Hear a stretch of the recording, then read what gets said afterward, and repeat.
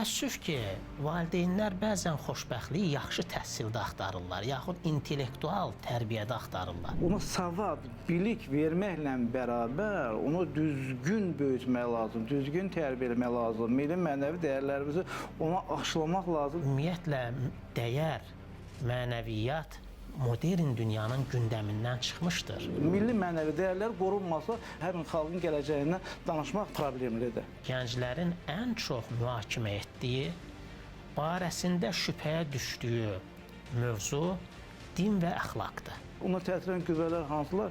Süni intellekti, dostlar, hansı bax, onu da ailə mütləq nəzərdə almalıdır. Ailəlikcə nahar etmək, şam etmək, bu ənənələr təəssüf ki, bizim ailələrimizdə getdikcə ixtisara düşür. Həm ailə, həm müəllim, məktəb, bunlar hamısı bir-birini tamamlamalıdır. Xüsusən biz ənənəvi ailə modelimizi qoruyub saxlamalıyıq.